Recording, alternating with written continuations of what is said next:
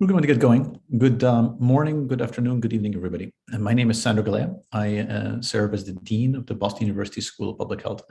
And I'm hosting this first of a series of 3D conversations with Dr. Pascale Allotey in my capacity as chair of the Rockefeller Boston University Commission on Data Determinants and Decision Making, or in shorthand, the 3D Commission. Just to ground it a little bit, the 3D Commission was started by as a partnership between the Rockefeller Foundation and Boston University a bit more than 2 years ago, which if you look back at the calendar, you'll realize it was before COVID was ever a word that any of us had spoken.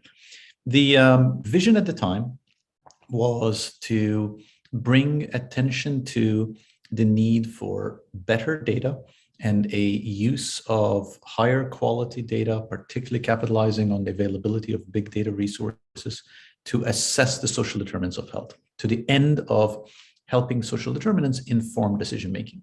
And the impetus behind that was recognizing that while the global social determinants of health agenda had been maturing over the past 15, 20 years, in some respects, our integrating social determinants thinking into decision-making for health had lagged behind. So the notion was, can we inject an engagement with data that measures housing and education and poverty and quality of food and quality of air, impact of forces like climate change, migration, urbanization, into all aspects of decision-making with the intention of generating better health. That was really the mission of the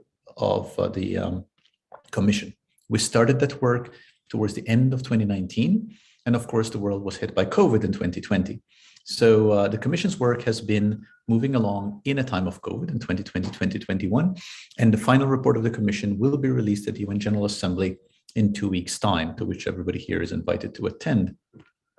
But as COVID has happened, and it has been an undertone to everything that the commission has done, it has, to my mind, heightened the importance of the message of the 3D Commission. Because if COVID has taught us anything, it is that the consequences of a pandemic are not just about the virus. They're not just about the virus, but they're actually about the social circumstances in which we live. We have seen that intranationally, we've seen that internationally. We have seen within many countries the differences between the health haves and health have-nots, and how COVID has intersected with that, widening health gaps, and how that is predicated on underlying assets, on people having access to health-producing resources, having access to stable income, stable housing, to employment, to education, to food, to clean air, drinkable water. And that, of course, has played out worldwide, not just in the burden of COVID, but also then in the pace of vaccination, where once again, we have seen how access to healthcare and prior connection to healthcare resources and prior connection to assets that make us healthy have been the differentiating factor in the pace of vaccination within countries and across countries. So the commission, the final report of the commission, which as I mentioned will be released in a couple of weeks, will put forward the UN General Assembly principles and recommendations that really aim to encourage all of us to integrate better assessment of social determinants and their impact on health, and to make sure that that informs decision-making. The idea behind these 3D conversations, and now I'm going to shift to the conversation, is to invite a handful of global experts, people who we admire very much, who have done terrific work in the global health space, to talk about this, to talk about the agenda of the commission, to talk about why it is that data to assess social determinants can be such an asset, and how we can integrate that into our collective global conversation. And it's my great privilege to start off today's conversation with Dr. Pascale Allotey. Let me introduce Dr. Allotey for a second. Dr. Allotey is the director of the United Nations University Institute for Global Health. She is a public health nurse and a midwife, and has done research in global health, covering health equity, health and human rights, gender and social determinants of health, migration, sexual reproductive health, non-communicable diseases. She has pioneered methodological approaches for engaging communities in research and policy to ensure joint ownership and partnership in health and service delivery. So by way of that description of what Dr. Allotey has done and the contributions she's made, I think you can all recognize why she has long thought about many of the issues that the commission has engaged with. And we thought it would be perfect to actually start off this series of 3D conversations with Dr. Allotey. So Pascale, welcome. It's great to have you. Thank you very much. So let me start off with sort of a broad, sort of overall question and talk about you and your career. And you've worked extensively in Africa, Southeast Asia, and Australia. Can you reflect from your experience? Really, this is an experiential question grounded in what you've done, what you've seen, about how your work and your experience has intersected with the broad intellectual themes of what the Commission has worked on. Great. First of all, good evening, everyone from Malaysia, and lovely to see you again, Sandro, and a sincere thank you to you and your team for inviting me. It's an enormous privilege, and one of the best things about virtual meetings is the ability to hide one's nervousness. I am totally overwhelmed. Secondly, can I say how delighted I am with the Commission report? I'm really pleased with the approach and the idea of extending the operationalization of social determinants in order to integrate some of the more complex systems and processes that interact to shape our health and the perpetuated marginalization in inequity. Now, issues like, it's really nice to see issues like politics, law, religion, the environment, and commercial influences being introduced as a more core part of social determinants. You allude to context. Now, it wasn't too long ago that talking about the importance of context was almost anathema in global health. So serious science couldn't possibly take account of context, because evidence is only relevant if we controlled out the possible outliers. So what the renewed focus on the diversity of context does is to push all of us to be a little less formulaic in our practice. And I'd like to use a cooking analogy. We no longer now are forced to work just from a recipe book. We have to think about the reaction of the ingredients with the ambient temperature while they're being mixed, whether it's air conditioned, whether it's humid, indoors or outdoors, and how it might affect the end product. So with specific examples in direct response to your question, that would also vary with time. So it's not just the place, it's also different points in time in working in these different contexts. So in the early 1980s, showing my age here, I was a student nurse in public health nursing and midwifery. At the time, when the health system in Ghana was just beginning to implement the primary healthcare agenda. So it was soon after the Almaty Declaration.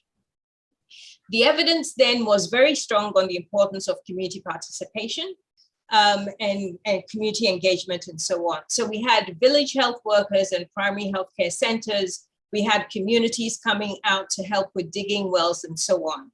But the big difference was that at the time, it was also when we've had one of the most violent coups in Ghana since independence.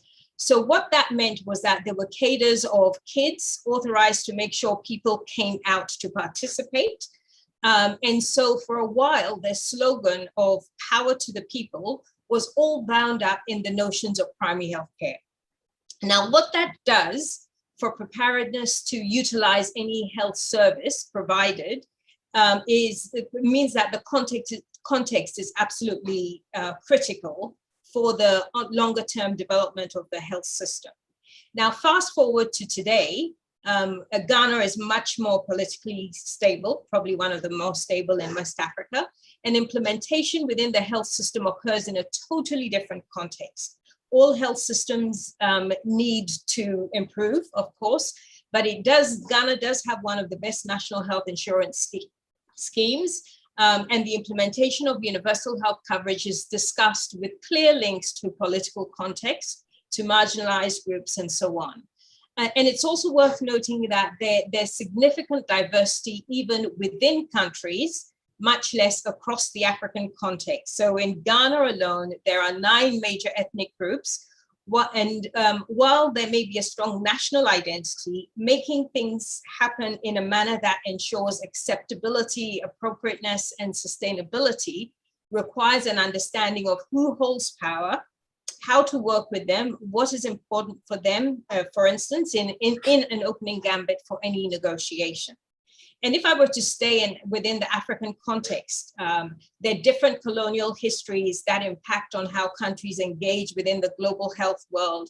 Some of this is driven by language. And there could be much better engagement across Anglophone, Francophone, and Lusophone and Arabic-speaking countries in Africa alone. And then how the British Empire works with Commonwealth countries differs from how France and Belgium, for instance, work with the former French colonies. And similarly, the engagement of Portugal with the Lusophone countries. And that notwithstanding, we all work predominantly in English, which at one level leads to a dominance of particular approaches, and at another level could suggest that we have created a series of bubbles and are perhaps talking across or at each other rather than to and with each other. And even if we can draw similarities in the determinants of health, in some ways, Southeast Asia, moving to another context, couldn't be more different.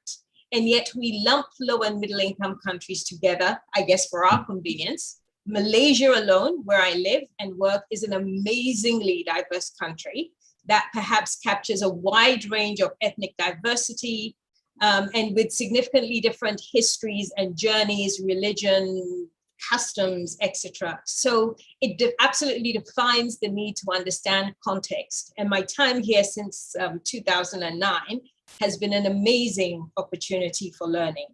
So I'll leave it there. But essentially, if we have to think about context, which we do, and this level of diversity, it gives the idea of what data means a totally different bent from what we usually work with. Well, that's really interesting, actually, and you've taken the question and added 10 more questions, which I want to ask. But I want to label one set of questions, which I'm going to come to in a second, which is you've actually brought into it history. You've actually brought in history. I think you made a really eloquent point about the how context used to be not part of the global health scholarship agenda, and now it's entering. And I also thought there was a subtext of how context never used to be part of, let's say, health service research or health policy research, and now it's entering as a part of it. And I think that's actually a really good thing.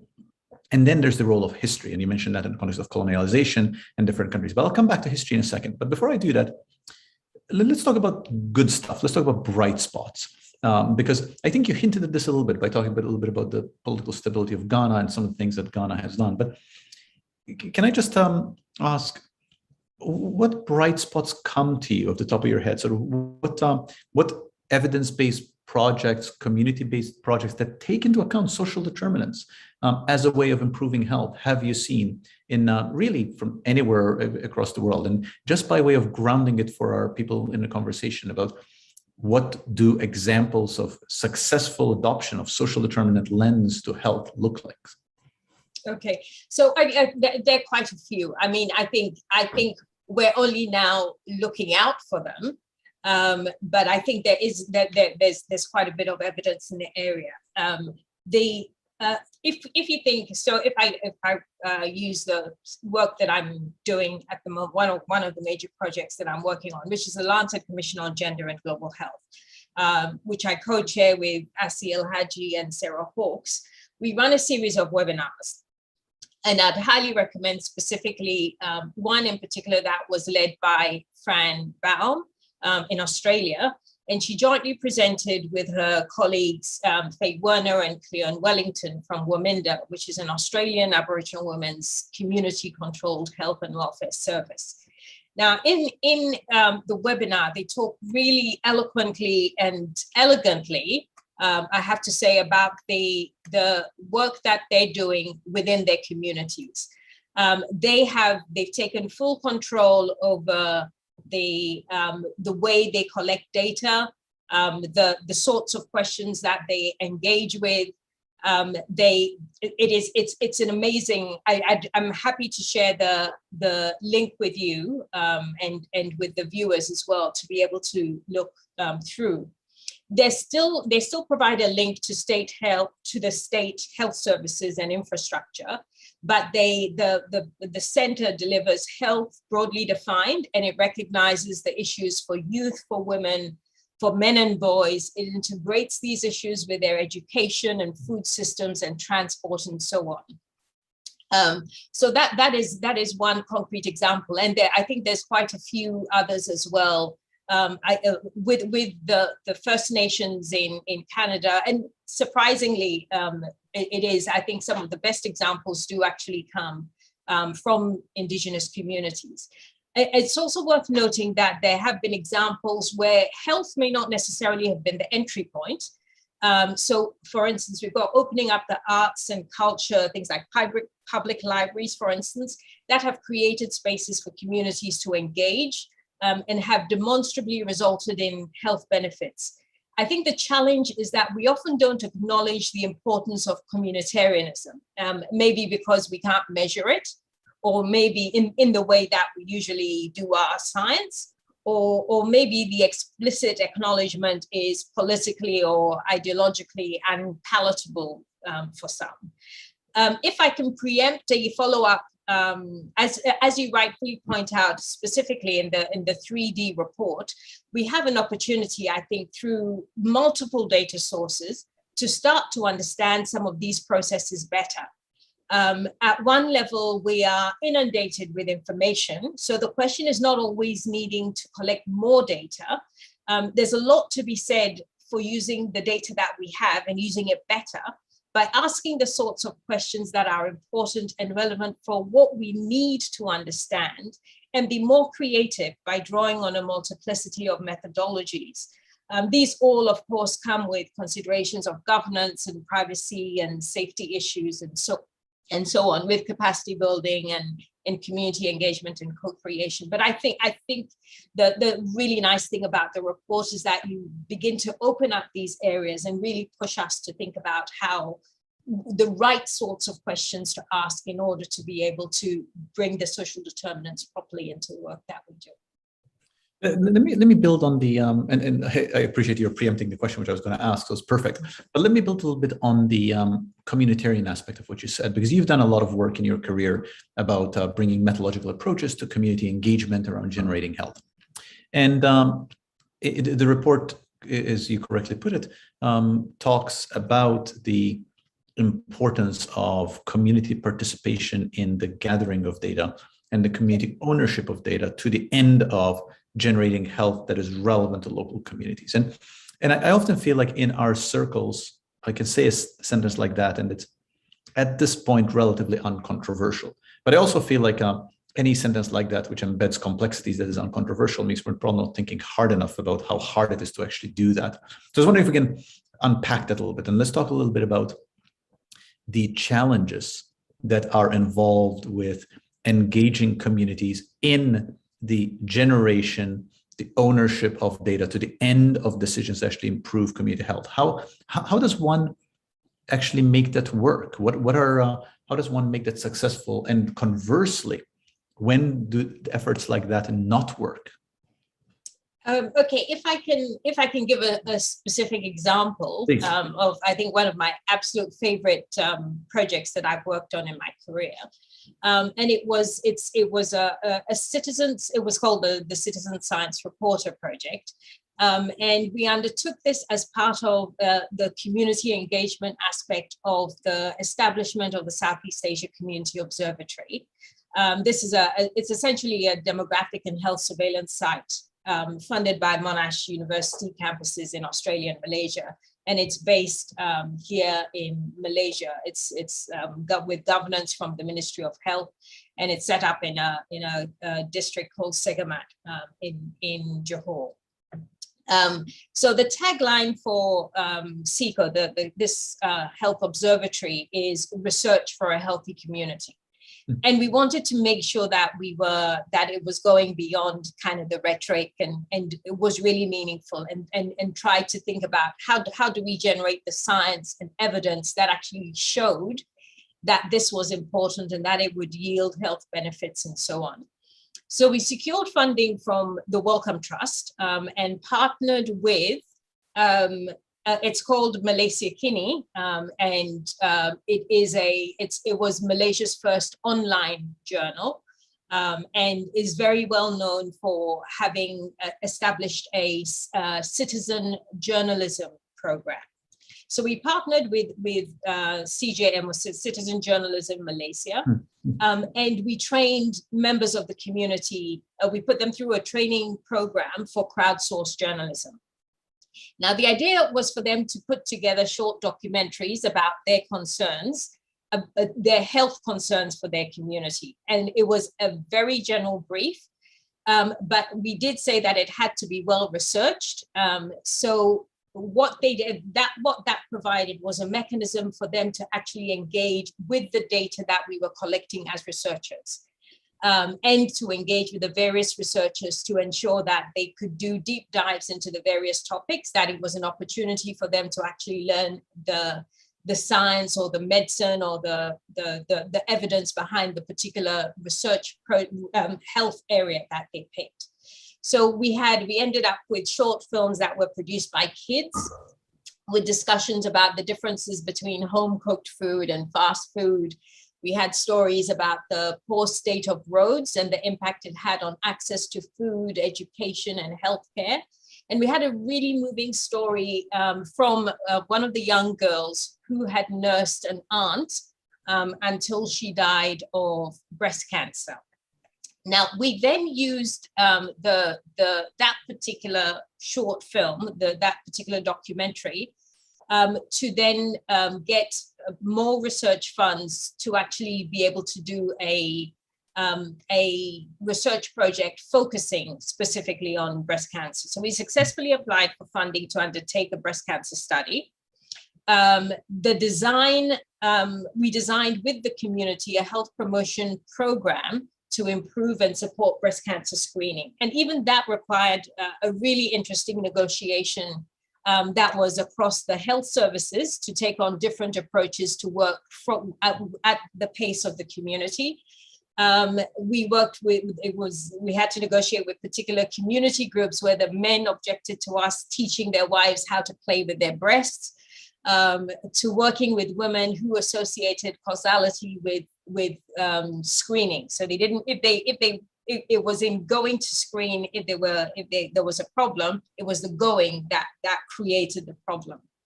Now, methodologically, the documentaries provided data.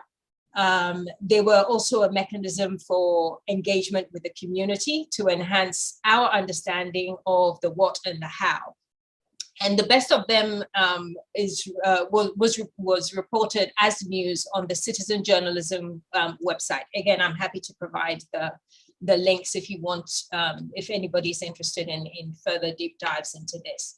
And we had lots of discussions, including with colleagues from the Wellcome Trust, about what success looked like. Now, generally, we would tend to do things like the number of people who were trained and the number of documentaries produced, and perhaps the immediate uses of the data collected. So, for instance, very, very easily, kind of the low-hanging counts would be the fact that we got further grant money, we were able to leverage it, and so on. But the bits that we were not able to measure, and I don't know whether it's whether we characterize that as a challenge or not. I think it was a challenge and continues to be. Is how do we, the ongoing? We were just interested in the project, so to speak, at least in the beginning. How do we continue to capture the longer term health benefits of the community that is now empowered to continue to produce documentaries, and as a way of engaging with the politics, with things like the making sure that the local government watch the videos that they had made about their roads and so on. We don't count these things, but these are important things. But I guess the biggest challenge there for us was the risk that we ran of having obtained permission to engage in research being then seen as inciting political action with the community. And that was a little bit of a problem, a little risk that we took, that we had to kind of sort out in a separate way. But it is, I think that just using that platform and the model that we had used in terms of community engagement. That platform still exists. I mean, it was launched on the 20th of November 2011. But it now still exists because we were able to work, because it was based out of Monash University, we were able to work with the within the Faculty of Medicine. So it is now absorbed as part of the rural health training program for the medical students. So that gives it some life. And it also exists to enable further research projects to be undertaken and so on. So that is a success story in some ways, but we know that a lot of community engagement, because community engagement does involve a lot of expectations in some way that you give to the communities about continuing to engage, about them being able to actually have a voice and so on.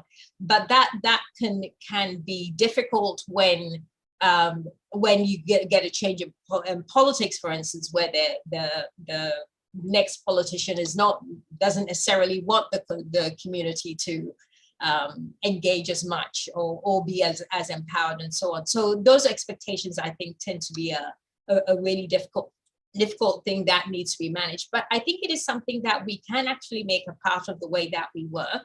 And in that way, influence the processes, the political processes, where we can show that there are outcomes that are of benefit to all the communities, including at the political level. Let me push on that last part you said, because it leads into the question I want to ask. And let's talk about accountability, because we talk a lot about accountability to communities. And the report, certainly those and other reports have talked about this, about the importance of I mean, I think at a high level, the sort of captured, sort of with communities, for communities, that kind of thinking. But I often feel like accountability is much easier said than done. It's one of those things that sort of it's easy for us to say there should be accountability without actually thinking deeply about what does that mean exactly. So I'm wondering if you can reflect on that a little bit, reflect a little bit on what do you think accountability to community means, and instrumentally, how does one, both as an individual or as an organization, interested in generating health and trying to do the right thing in terms of working with the right partners, hold oneself accountable to a standard of accountability to communities that we should expect?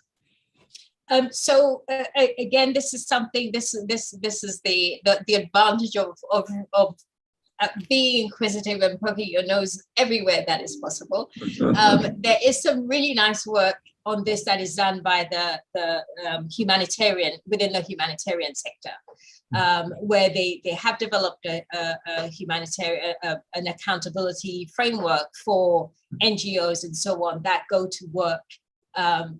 When there's kind of a disaster, you've got everybody flying in to do good things and all of that without necessarily thinking about the long-term accountability issues.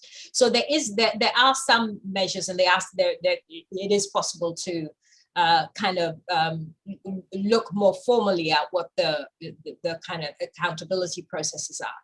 But I think that as researchers, it's sometimes it is, or some institutions and so on try to build in that kind of accountability framing in things like when you're putting in your ethics application forms to work in particular communities, you have to demonstrate sustainability, that sort of thing. But I think I do genuinely believe that communities need to push back, they need to push back against the kind of the helicopter researchers that go into work with them about the long-term sustainability. And again, I'll go to work that is done with Indigenous communities. I think they're some of the ones that have been strongest in refusing or in monitoring who is or isn't allowed to engage with them on research projects or on health interventions. And it's not just, I wouldn't just stick it to blame it on researchers.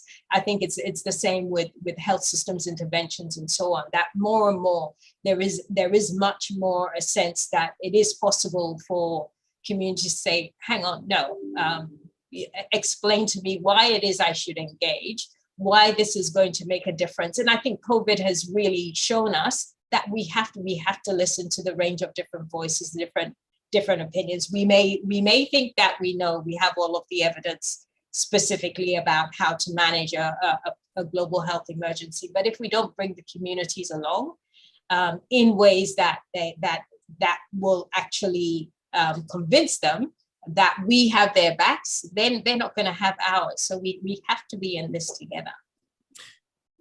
Let me then jump to COVID. I was going to jump to history, but let me go to COVID first because you mentioned it, and then I'll come back to history. So let's talk about COVID for a second. As I said in my introduction, one of the interesting experiences of being a part of this commission has been that it was an idea that was generated before COVID, and then it was an idea that was realized through COVID. I was wondering if you can just comment from your perspective, from your lens, given your experiences, given where you sit, how you see the experience of COVID that obviously we're still living through and we're going to be living through for the next X years. How does that sharpen our attention to paying attention to social determinants, the need for data to inform social determinants? What does COVID teach us that we're not thinking about so clearly before? And what do we need to make sure that we actually do to respect the lessons learned from COVID to the end of doing better next time? I think it's one would be hard pressed to identify any particular area or any particular intervention through the COVID pandemic that hasn't had unexpected consequences. And more than anything, and it became evident very quickly that the epidemiology on its own was never going to be enough. And there have been some really interesting debates from the early. I don't hear them so much now, but in the early months of the pandemic, where there'd been some really interesting analyses done that had looked at the cost of the lockdown and so on against the morbidity and the lives lost and so on. So there have been some really interesting ways of looking at the problem, but it's not so much the problem as the solutions and the interventions to the problem that have really shown, that have made social determinants such an important part of managing the pandemic, of looking at what building back better means, and so on. There's the lockdown showed who suffered from it.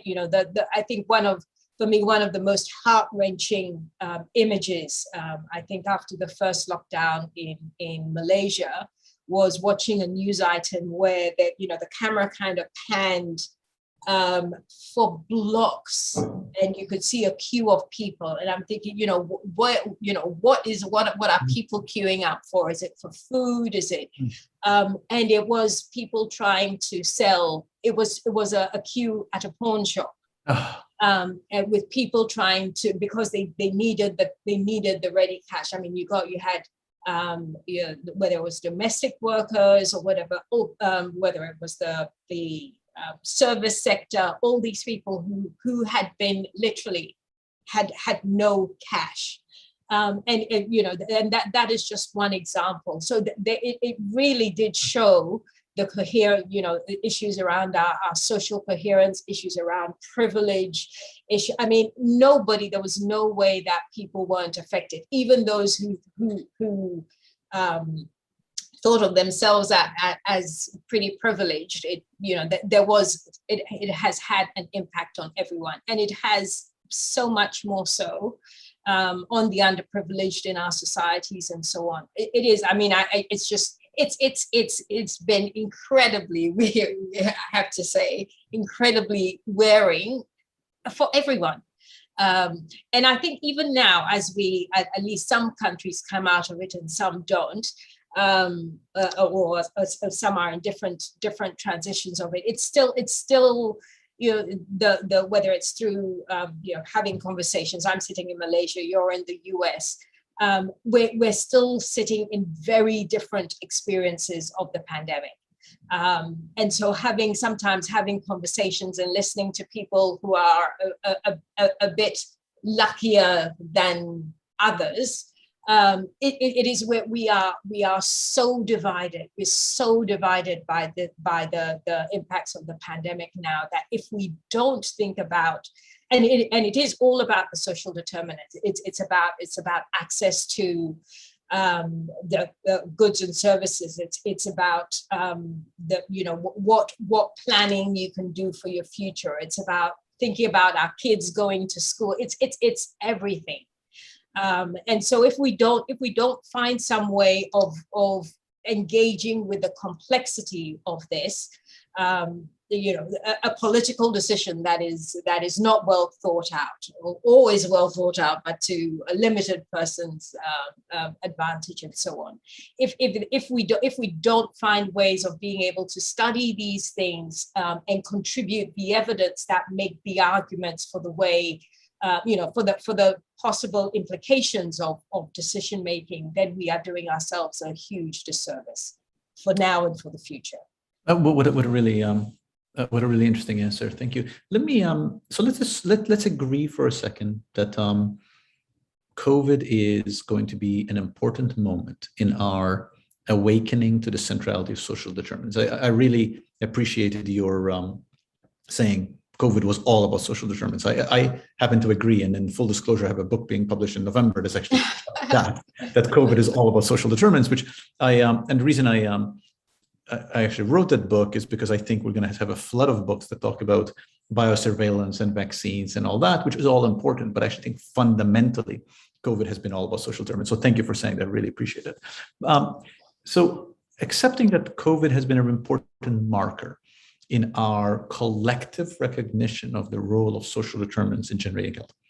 Can you go back through your career, and even longer if you wish, and reflect a bit on history? Because we started off by talking about history.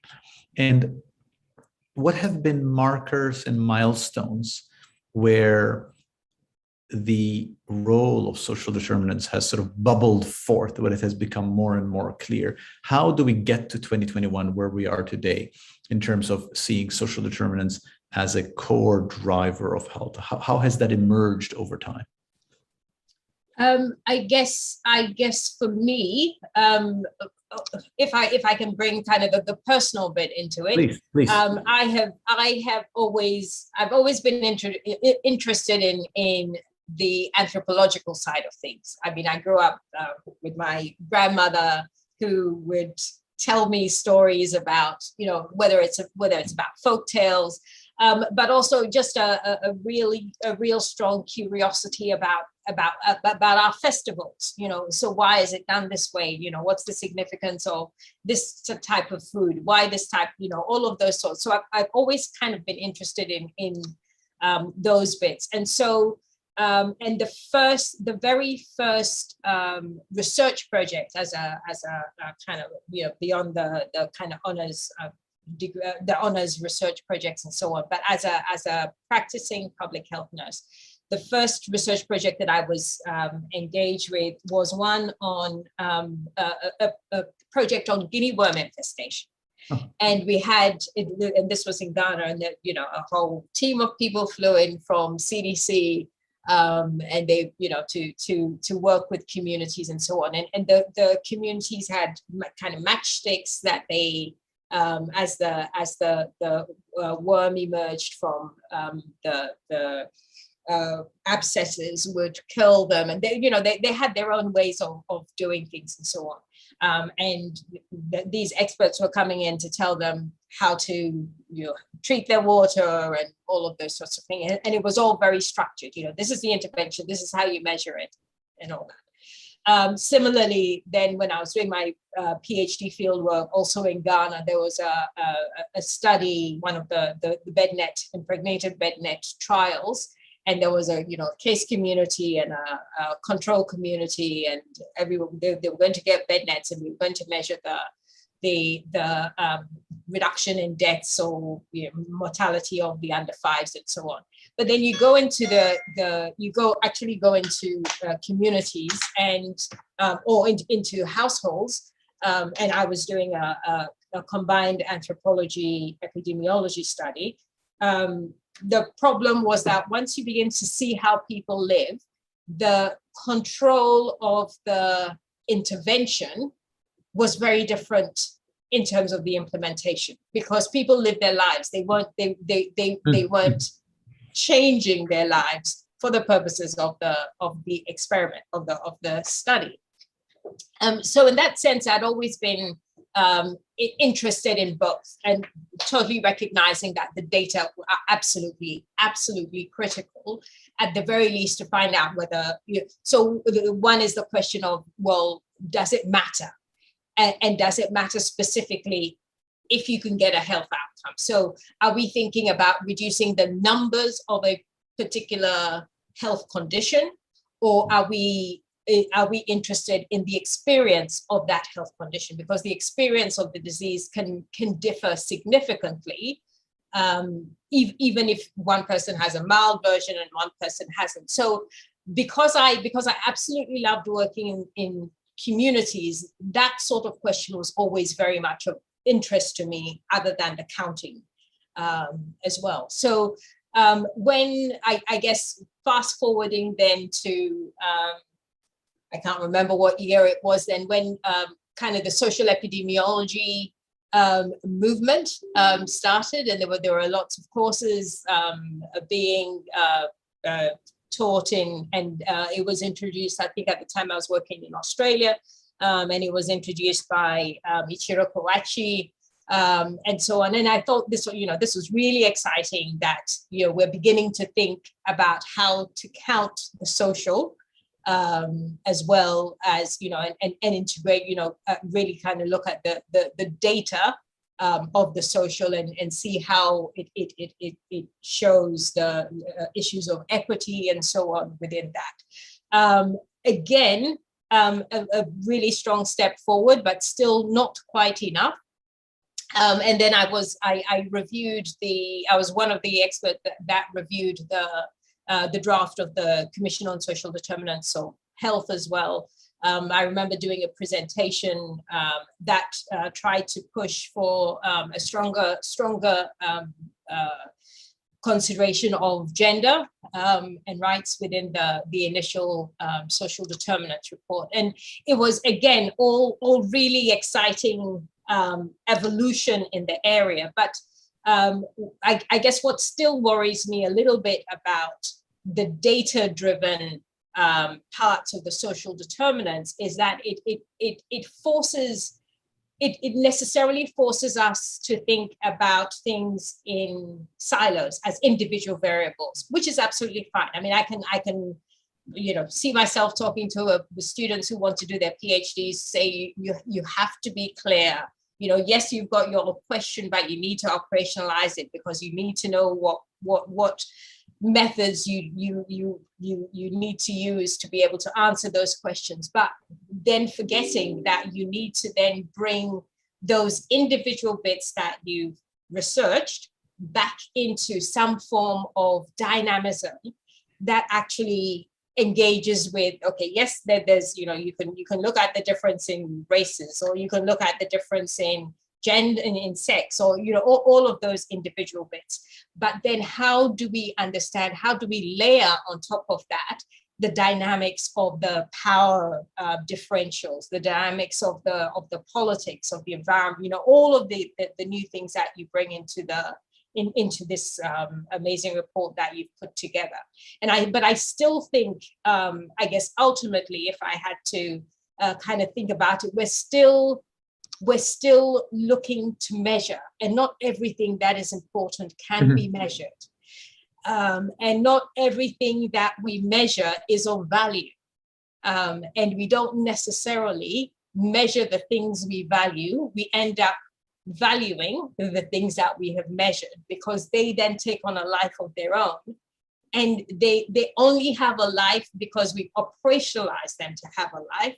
But we still need to do that extra work that brings together the systems, the dynamism, the complexity, and life, I guess, more than anything. Well, the only problem with your last answer is that you just introduced another several hours conversation, because I really would like to, but I'm going to discipline myself. Just a couple of notes for if there's anybody in the audience has a question, please put in the Q&A. We're winding down, so if there's questions, I'll take them now. Other note is the chair of the 2008 WHO report on social determinants, which Dr. Allotey referred to, is Sir Michael Marmot, who's actually tomorrow I'll be in conversation with tomorrow at exactly the same time. So our next 3D conversation is with Sir Michael Marmot. So I'll ask him the same question, then we can compare notes. I can't help myself but make a comment about value for a second before I ask you the question I want to ask you. I thought what we value and what's important, if I may even sort of be more general, has really been so clear, particularly in the time of COVID, right? That we got stuck in the time of COVID in measuring cases, and we forgot to, and I mean collectively as a global community for the past 18 months plus, to ask, what do we value? And are cases what we're afraid of? Are deaths what we're afraid of? Are we afraid of morbidity, in particular high-risk groups?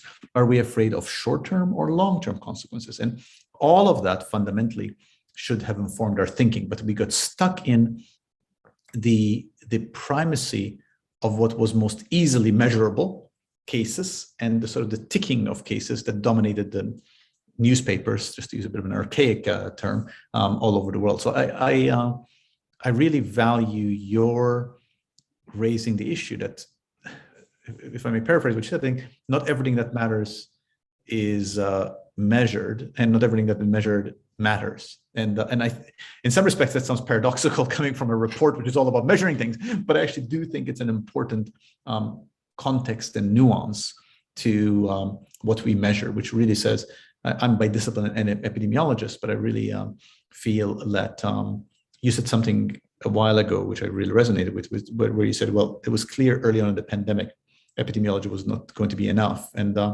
as an epidemiologist, I believe that very strongly. I think it's very important to recognize that epidemiology is never enough. And I wonder if in COVID we lost sight of that, and that we lost sight of it. And I think that's emblematic of a larger problem that we have, where we measure some things and that takes over our conception space. But anyway, that's more of a SI. Let me ask you a perhaps slightly more personal question. Sorry, can I, if you don't Please. mind, Sandro, if this is a conversation, Please. if I could push back a bit. So you alluded there to kind of the value question, and I think in fact there are some, I think absolutely there, as you said, the books that will be written about this have to cover a whole range of areas. And I was just wondering whether the question of value actually might come out in the some of the comparative country case studies that is demonstrated specifically in the way the vaccines were rolled out in country. So there was in the preparation of the independent panel on pandemic preparedness report.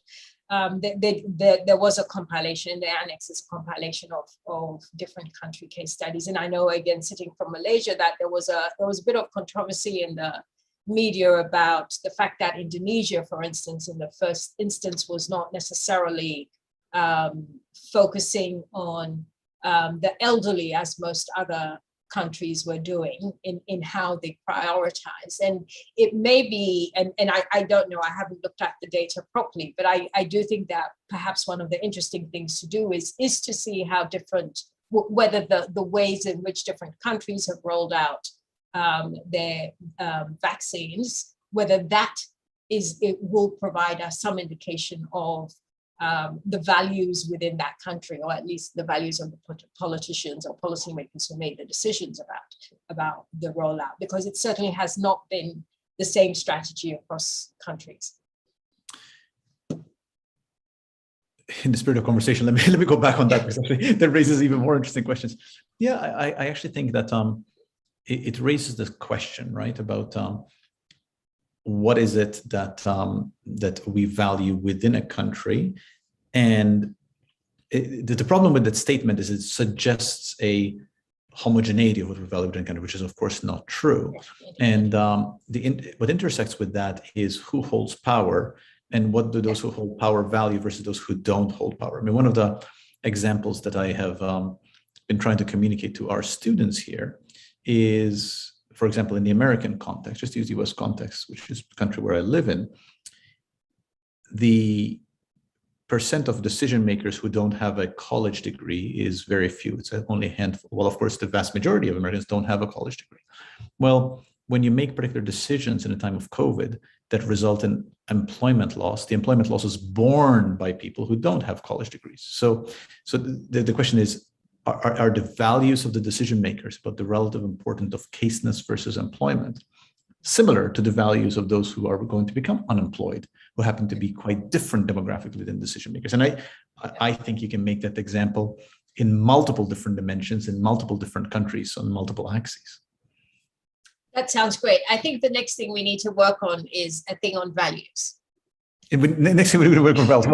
Well, that's another conversation. But let me then ask you one last question. I'm looking at our time. Perhaps a slightly more personal question, but I think we often have students on these conversations and these events. I think it's important to actually ask a question that often comes up from students.